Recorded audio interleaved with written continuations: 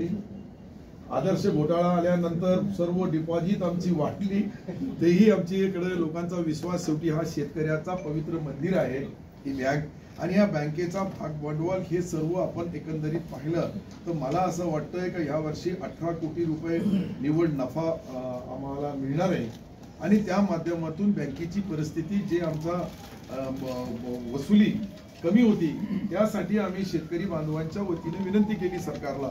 आता सरकार निर्णय घेणं, आम्ही कॅबिनेटमध्ये सर्व मंत्र्यांनी आपापल्या पद्धतीने आपल्या भावना मांडल्या. त्यामध्ये एक मागणी आमची जी आहे MSCBची महत्वपूर्ण शेतकऱ्याला विद्युत पुरवठा दिवसा करावं, नंबर 1. नंबर 2, त्यांना माफी द्यावी, पुढे कोणत्याही परिस्थितीमध्ये त्यांना हे फ्री ऑफ चार्ज 7.5ची मोटरपर्यंत शेतीसाठी वापरायला मिळावे, हे महत्वाचा निर्णय, आणि तो निर्णय महाराष्ट्र सरकारने आता जो मान्य केला त्याच्यानंतर जी परिस्थिती निर्माण होईल या परिस्थितीनुसार जो आमचा नफा आहे त्या नफ्याच्या माध्यमातून 18,76,00,000 रुपये इतका आम्हाला निव्वळ नफा बँकेला झालेला आहे. अजून हे 65 कोटी आल्यानंतर ही रुटीन झाली तर बँकेची परिस्थितीमध्ये सुधारण्यामध्ये महाराष्ट्र सरकारचे आता मूळ जी रक्कम आहे सर 64 कोटी रुपये तुम्हाला सरकारने देऊ केली जी, म्हणजे 150 कोटी तुम्ही त्यांना माफ करा, नेमकं म्हणजे ही 150 कोटी मध्ये हे 64 धरून आहेत की कसे? नाही, कसं आहे 150 कोटी, मी 2 मिनिटात क्लिअर करतो. आमच्याकडे टोटल आमचा व्याज जो आहे टोटल मुद्दल 64 कोटी आहे, ती सरकारने दिली.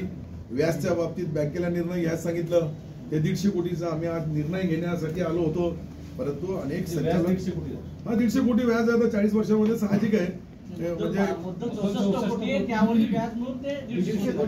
तो 150 कोटी रुपयाच्या साठी आम्हाला आता सरकारने एक आदेश दिला, सहकार खात्याने आम्हाला जे दिला सरकार, महाराष्ट्र सरकारने एक आदेश दिला, त्या आदेशामध्ये स्पष्ट सांगितलेलं आहे GR मध्ये, एक तर आपण आपल्या संचालक मंडळाची मीटिंग बोलवा किंवा पब्लिक विशेष सभा बोलवा आणि त्याच्या माध्यमातून याचा मधला अंतिम निर्णय घ्या. तर अंतिम निर्णय घेण्यासाठी आम्हाला जी अडचणी आल्या, कारण बँकेला 150 कोटी रुपये माफ करावं लागेल. साहेब, संचालक जयस्वालच्या जागेवर कोणाला बसवणार? एक मिनिट हे क्लिअर होते रे मित्र, हे महत्वाचं आहे सर. हे 64 कोटी जे आहे मुद्दा ते कर्ज रूपाने शासनाने आपल्याला दिलेला आहे. नाही, 64 कोटी आम्ही जे कर्ज दिला होता मूळ त्यावेळेस ते ती रामकृष्ण जल उपसा आदरणीय बाबाच्या काळामध्ये ती झाली, सुरेश पाटील सर्व होते ते.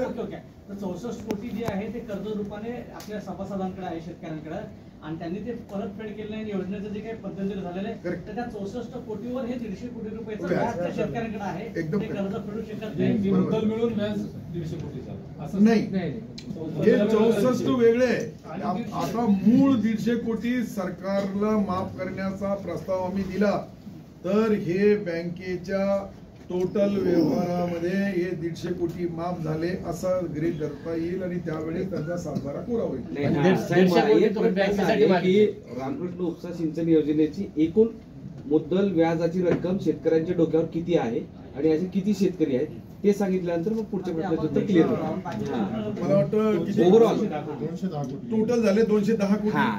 पहिलं हे 64 बाजूला निघाले राहिले 150 कोटी, आणि 17,000 मला वाटतं